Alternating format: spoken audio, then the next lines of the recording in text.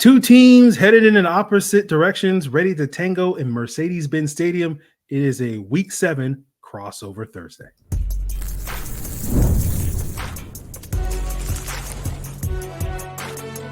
You are Locked On NFL Crossover, part of the Locked On Podcast Network. Your team every day. Welcome back, everyone, to a crossover Thursday here on Locked On Falcons and Locked On Seahawks. I'm, of course, Aaron Freeman, the humble host of Locked On Falcons, joined by Corbin Smith, the host of Locked On Seahawks. And it is crossover Thursday presented by Prize Picks. Make sure you download the app and use code Locked On NFL to win $50 instantly when you play $5. And we want to thank each and every one of you that is an everydayer of Locked On Falcons and Locked On Seahawks that make these podcasts your first listen each and every day. And if you want to join the club and become an everydayer, all you have to do is subscribe or follow for free on YouTube or wherever you listen to podcasts to get the latest episode as soon as it is available. So, Corbin, Seattle traveling to Atlanta in Week 7. Two teams kind of heading in opposite direction. The Falcons are kind of red hot these last couple of weeks, and Seattle, not so much. And what team is going to emerge? We know on any given Sunday in this league, you can have the cold team or the hot team, turn cold or turn hot at any given point. But today's episode, we'll be talking about keys to victory, key matchups, biggest stories for each team. Let's talk about big stories for the Seattle Seahawks. What has sort of led to this, downfall after that 3-0 start, 3 straight losses? What are sort of the things going on in Seattle? And, what are some of the big stories heading into this matchup in Week 7 against the Falcons? You almost feel like Pete Carroll's still on the sideline because some of the issues that the Seahawks have had that have cropped back up, it's old scars from the end of the Pete Carroll era.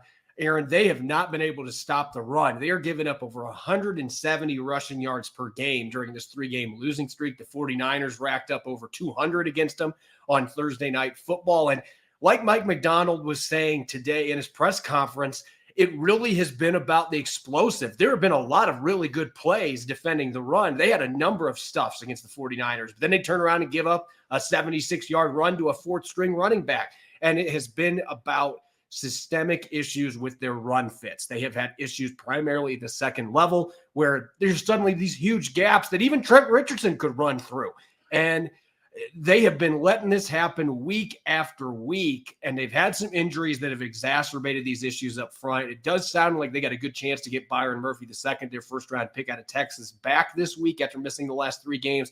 That would be a huge boost, putting him back with Leonard Williams and Jaron Reed. But at the end of the day, they're second-level guys.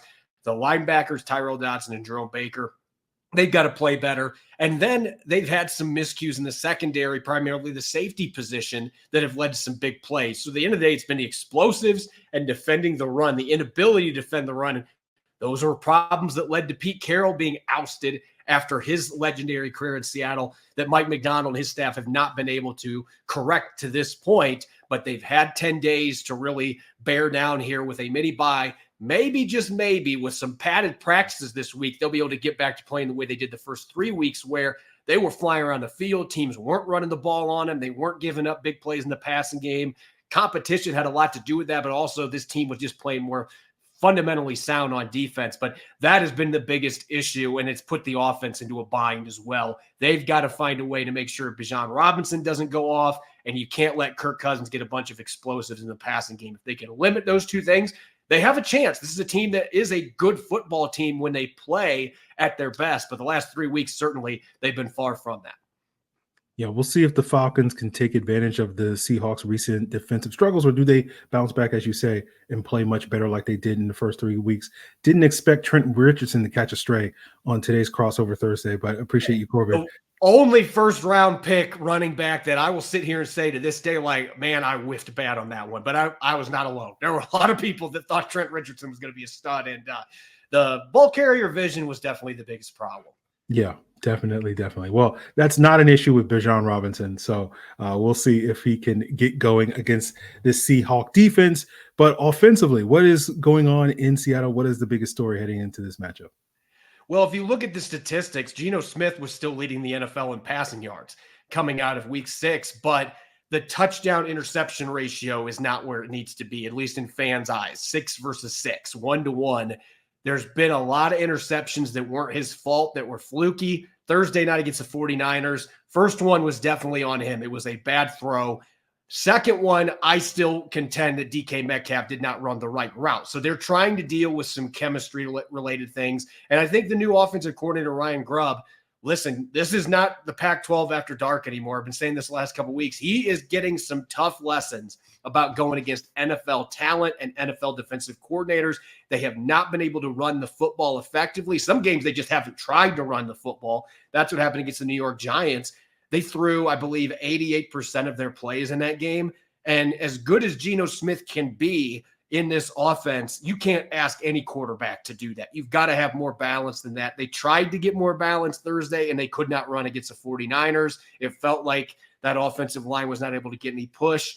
So it keeps going back to the O-line. That is really the biggest issue. And for Seahawks fans, it feels like a broken record because this has been deja vu every year for like 14 years. Even when they were winning Super Bowls and getting to Super Bowls, the offensive line was not a strength for them. And it's been a real issue this year, rotating guys in at guard. They're getting poor production there. They're down to their third string right tackle in Stone Forsythe, who's given up 35 pressures this year, according to Pro Football Focus. So everybody that wants to point the finger at Geno Smith, like, you would probably have 1 or 0 wins without Geno Smith this year. This team has been carried by him despite that offensive line being as bad as it has been for the most part. Charles Cross being the only bright side. So if they're going to beat anybody, let alone the Falcons, you better be able to keep your quarterback clean, and they got to run the football on the road to help keep the ball away from Kirk Cousins.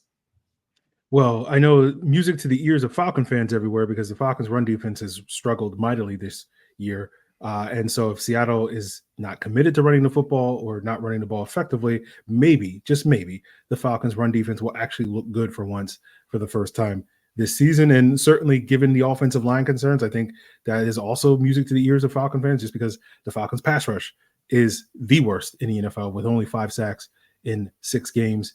And so, you know, hopefully they can feast on Stone Forsythe. That's where Matthew Judon typically lines up, and that's the Falcons' best pass rusher alongside Grady Jarrett on the interior. So we'll see if those guys can get going against this Seahawk offense, and we'll see what else is in store for this matchup as we flip the script moving forward on today's Locked On Falcons, Locked On Seahawks crossover Thursday, talking about some of the big stories for this Falcons team headed into this matchup, including whether or not this Falcons offense can continue to exploit the Seattle defense in the way that other teams have done so far this year. And we'll get into that, guys, as we continue today's crossover Thursday.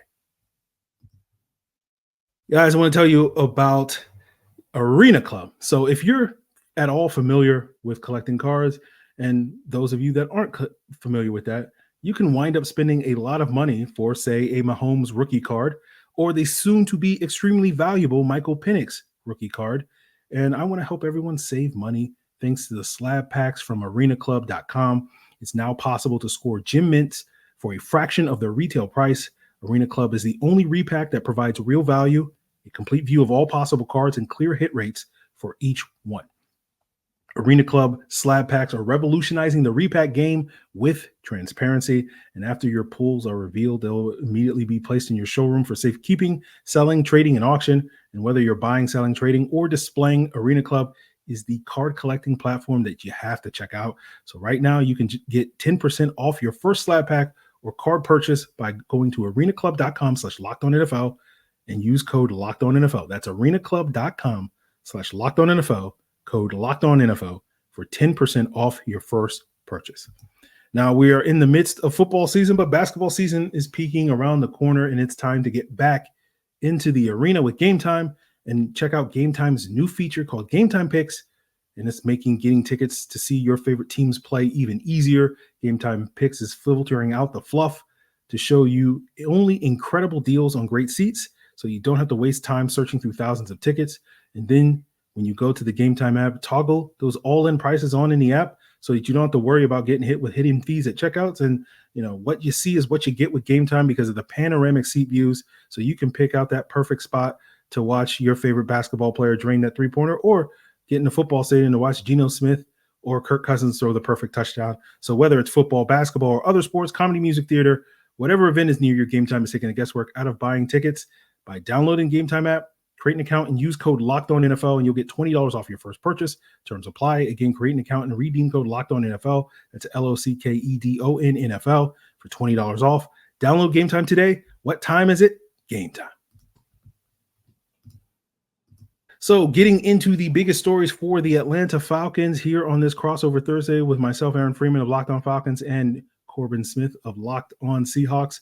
And Corbin, we talked about this before we jumped on the air, and I know that you already mentioned the Seattle defensive struggles as of late, but I think this game is interesting to me in terms of the biggest story for the Atlanta Falcons is this is the first time in a couple of weeks that the Falcons are facing a potentially, and I stress the word potentially, based off of how Seattle played the first 3 games, not the last 3 games, a legit defense, right?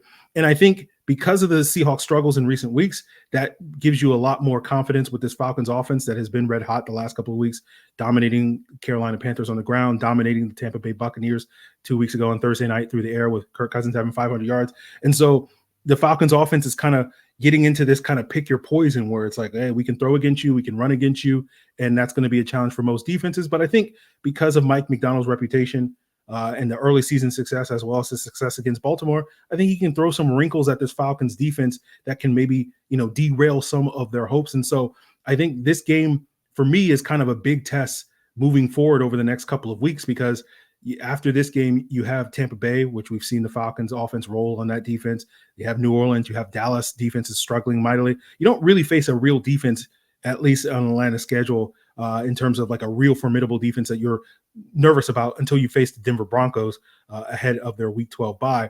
And so, like, to me, if the Falcons can pass this test and show, this Seattle defense to be more like the defense that we saw against the the San Francisco 49ers last week, that's going to be a really strong indicator that, this Falcons offense is really going to hit their stride and keep this thing rolling with this momentum over the next couple of weeks, and hopefully the rest of the season as the Falcons, desperately try to get back into the playoff picture, after 6 years of missing the playoffs.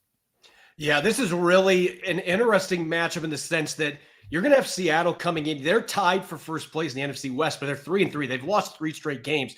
There's desperation here, and they have lost all 3 of their games against NFC foes. So if you get down to the wire at the end of the season, that is a huge problem to have to deal with when you have lost games to NFC foes from a tiebreaker standpoint. So this is going to be a desperate Seahawks team that is coming in, and they're going to be looking to play at a higher level on defense. So I do think this can be a litmus test for the Atlanta Falcons to really see where they're at, especially if Seattle is full strength, when it looks like they're going to be much closer to being full strength than what they were the last 3 weeks when they've had a number of defensive players in and out of the lineup. But I'm curious for your thoughts on Atlanta's defense coming into this game, because you and I were talking about it before the show, and this has not been a defense that has been necessarily dominant. They have found ways to limit teams to field goals, however, and Seattle has an offense that has been consistent at putting points on the board, but they haven't necessarily been able to engineer a lot of long drives. And the run game, as I mentioned, has been kind of non-existent for most of the year. They've had their moments where Ken Walker III's exploded, but what are your thoughts on the Falcons defense coming in this game when you know that the Seahawks, even with their O-line woes, they do have a lot of weapons in the skill positions, and they have a really good quarterback in Geno Smith? Yeah, I think this is the game that if Seattle can't move the ball effectively against this Falcons defense, then I think you do need to maybe panic a little bit if you're a Seahawks fan, because the Falcons defense, while they've made the plays in the fourth quarter to help them win several of these games this season, they are a bend but don't break defense. They are a team that is allowing, I think, either they're 1 or 2 in the NFL in terms of the most 10 plus play drives allowed. But as you mentioned, they, don't give up a ton of touchdowns. They've been pretty good in the red zone. They don't give up a ton of explosive plays. They've given up the least amount of 20-plus yard plays in the NFL this year. And so this is a team defensively that is going to concede yardage. If you want to run the football against the Atlanta Falcons, you're going to find success. I think they're 26 in run defense currently in the NFL.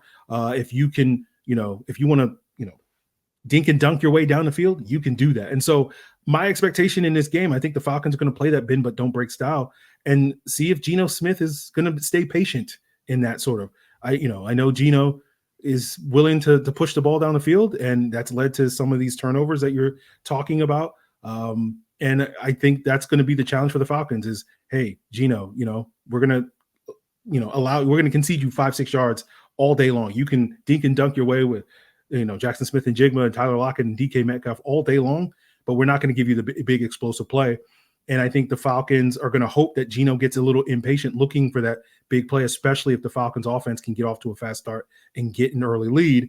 And then that's where I think the Falcons safeties and Jesse Bates and Justin Simmons, arguably the best pair of safeties in the NFL, can really go to work. Because, when I watch Geno Smith, like Geno basically, Geno in his head thinks he's Patrick Mahomes and Josh Allen, I think sometimes, where he believes that he can make any throw. And sometimes you will watch Geno and he can make any throw at this point in time. And so I think the Falcons are going to hope that they can play this sort of bend but don't break style, get Geno impatient, and then when he tries to push the ball down the field over the middle or something like that, Jesse Bates and Justin Simmons will be there to potentially pick off some passes. Justin Simmons is dealing with a hamstring injury, but the early returns based off of the early commentary from Raheem Morris this week is that he's not any concern in terms of not playing this week, but he may be limited in practice, at least in the early going this week. So, I think that's going to be the biggest challenge for the Falcons defense going up against the Seahawks offense.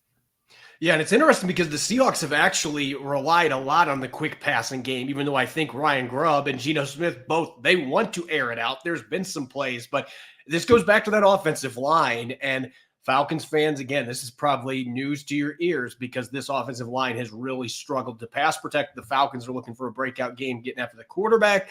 This would be the opponent you would think theoretically that you would be able to do that against. But it really is a battle of contrasting styles in the sense that even with the numbers saying the Seahawks are going to take a lot of these quick passes, they've kind of had to out of necessity. But that Ryan Grubb, I think Ryan Grubb is the one that patience might be the one that we got to exercise a little bit, not Geno Smith. Now, he could be a gunslinger, but Ryan Grubb, we look at what he did at Washington the last couple of years at the college level. Like, I think he gets trigger fingers like, man, we need to chuck one downfield because that has been so successful for him at every stop he's been along the way. And he's had some growing pains that he's had to deal with here. So the Falcons are hoping to limit that. Ryan Grubb's hoping, hey, I've got these stud receivers. We're going to dial things up to a level you guys haven't seen, and we're going to get a few of those deep shots. I'm curious to see who ends up winning that battle back and forth. Yeah, I think if I'm looking at this matchup specifically from the Falcons' perspective, when it comes to this excellent trio of Seahawks receivers, I think Jackson Smith and Jigba can really do some damage in this game. I think in terms of the matchups, D. Alford, the Falcons' nickel cornerback, has probably been the most up and down of the Falcons' defensive backs, and this has been a strong secondary. But Alford has struggled at times, and I think if Geno and company really attack that matchup, potentially you could see a big day for Jackson Smith and Jigba on Sunday. Really looking forward to this game and looking forward to the keys to victory coming up because these two teams, they both have talent, but again, they're going in opposite directions. The Seahawks hoping to curb that losing streak. The Falcons looking to keep the foot on the pedal with that multifaceted offense that's been giving teams so many problems here as of late. Yeah, and so we will talk about keys to victory, 3 for each of these teams to come away with a win on Sunday, and we'll break that down as we wrap up today's Crossover Thursday. So NFL fans, if you're looking for a big return, head on over to FanDuel, America's #1 sportsbook. And whether it's getting that hunch in the middle of the game and going to the same page where you place your bets, you can find the latest stats, the live play-by-play. It's all there in one place at FanDuel.com. And make sure you get started with $200 in bonus bets guaranteed when you place your first $5 bet. If you want to take the Falcons or Seahawks, Atlanta is favored by 3 points at home in this game. You want to take them, whoever the cover, or maybe you're more interested in some of the college action. Now, I know University of Washington is off this weekend, but there's a very big game between Georgia and Texas this weekend. And the beautiful thing is FanDuel has that game completely covered, all types of bets for that big Saturday action. Like, you can predict the exact score. Like, for example, right, if you think the final score will be Georgia winning 31-21 over Texas, you can bet like $5 and win over $1,000. That's the type of odds that you can get. And so, me, I'm going to throw out there and I'm going to throw a couple of dollars here or there on different scores and see if I can win big with FanDuel, America's #1 sportsbook. So go check it out at FanDuel.com. FanDuel is America's #1 sportsbook. Aaron Freeman of Locked On Falcons, joined by Corbin Smith of Locked On Seahawks on this crossover Thursday, presented by Prize Picks. Make sure you download the app and use code LOCKEDONNFL, and you'll win $50 instantly when you play $5. So we are talking keys to victory, or hey, the more long-winded answer, what are the things you got to do to help you win the football game? And so, Corbin, what are 3 things that Seattle needs to do in order to win this football game? First off, I think they've got to run for at least 90 yards in this game. And you've mentioned Atlanta's issues defending the run. They're ranked 26th in the NFL. Seattle, for the most part, has not been able to run against anybody. But there have been spurts this year. Second half against Denver. That's a very good Denver defense. Ken Walker ran for almost 90 yards in the second half in that game alone. Against the Lions, he had 3 rushing touchdowns in that game in the second half. So there have been moments where this run game has been really good, but then it will disappear either because Ryan Grubb just doesn't stick with it, or they are not able to get push up front. If they are not able to run the football in this game, playing on the road against a high-powered offense on the other side that you want to keep on the sideline, it's going to be extremely difficult for them to win this game. So an offense, to me, you can talk about all the weapons they have on the outside. It's not going to matter. If you come in thinking you're going to sling the rock 50 times against that secondary and you're going to have success, it's going to be another loss for the Seattle Seahawks. They have got to be able to run the football. But I think defense is really where the keys to victory lie in this game. On the defensive side of the ball, this is kind of that low-hanging fruit, but Mike Macdonald's defenses normally create a lot of turnovers. That has not been the case for this defense so far. They've gotten 1 interception from Reek Woolen and Devin Witherspoon combined so far. They have not been able to generate very many turnovers, only a couple of interceptions this season, despite all the talent and the scheme that they have. They've got to find a way to coax Kirk Cousins into a pick, force a fumble. They got to get at least 2 turnovers in this game because they have consistently been losing the turnover margin. The defense needs to get some quick changes to get the ball back to Geno Smith with good field position and let the offense have an opportunity to cash in on that. And the last thing, you cannot let Bijan Robinson dominate this game. It goes back to the trenches here, run game wise. You cannot let Robinson and Tyler Algier, for that matter, you can't let these running backs get rolling. They have got to hold the Falcons. I'm even going to go this. If they can keep them under 120 rushing yards, I think the Seahawks have a decent chance to win this football game. But if they let the Falcons run the ball the way that teams have the last 3 weeks and get into the 150 plus, 160 plus range, it's going to be extremely difficult for them to have a shot to win this game on the road.